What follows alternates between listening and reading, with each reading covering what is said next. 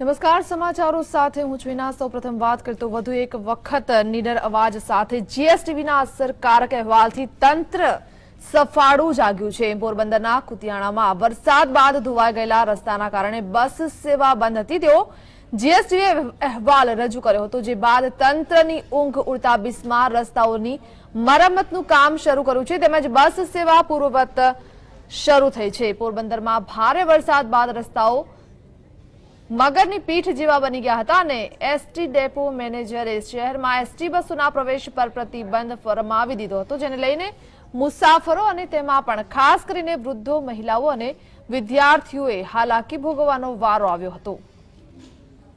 કુતિયાણા તાલુકામાં જીએસટીવી દ્વારા જે કંઈ કુતિયાણા તાલુકા સાથે હકીકત બતાવવામાં આવેલ હોય અને આ તંત્ર હરકતમાં આવેલ હોય અને તાત્કાલિક કામ ચાલુ કરેલ હોય, જેથી કરીને કુતિયાણા તાલુકાના સર્વે ગ્રામજનો તથા આજુબાજુના વિસ્તારમાં સર્વે આગેવાનો જીએસટીવીનો ખૂબ ખૂબ આભાર માનીએ છીએ। જીએસટીવીએ અમારી રજૂઆત સાંભળી અને તે પ્રોબ્લેમનું સોલ્યુશન કર્યું અને આ પ્રસારણ દ્વારા અમને ખૂબ મદદ મળી છે। 4-5 દિવસ રસ્તાની અગવડતાને કારણે એસટી બસ અહીંયા સુધી પહોંચતી નહોતી, એ જે કાલે રસ્તાનું કામ ચાલુ થઈ ગયું હોય અને આજે જે રાબેતા મુજબ એસટી આપણને ગામમાં આવતા જતા ચાલુ થઈ ગઈ છે।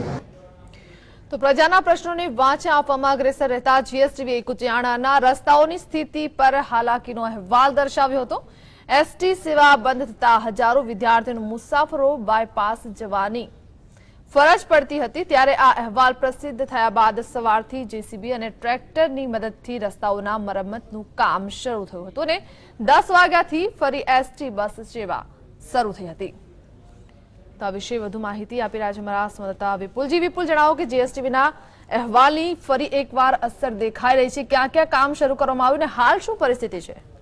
હા, ચોક્કસ કુતિયાણાની અંદર છે જે ભારે વરસાદના કારણે રસ્તાઓમાં ખાબડ પડી ગયા હતા, જે તંત્રની બેદરકારીના કારણે ખાડા પડી ગયા હતા, જેમાં માટી નાખેલી હતી, પરંતુ વરસાદ પડતા તે ધોવાણ થઈ ગયેલું હતું। પરંતુ એસટી તંત્રે જે રજૂઆત કરવાને બદલે જે નાની રૂટની બસો હતી તે બંધ કરી દેવામાં આવી હતી, વિદ્યાર્થીઓને મુશ્કેલી પડતી હતી। પરંતુ ગઈકાલે જીએસટીવીની ટીમે ત્યાં એસટીની મુલાકાત લઈને બસો બનાવવા પર જેનો અહેવાલ પ્રસારિત કર્યો હતો, પરંતુ માત્ર 24 કલાકની અંદર જ આ અહેવાલની અસર થતા અને એસટીના તંત્રએ ઉપર રજૂઆત કરી અને તાત્કાલિક રસ્તાઓનું કામ શરૂ કરી અને ફરીથી બસો કાર્યરત શરૂ કરવા દેવામાં આવી છે।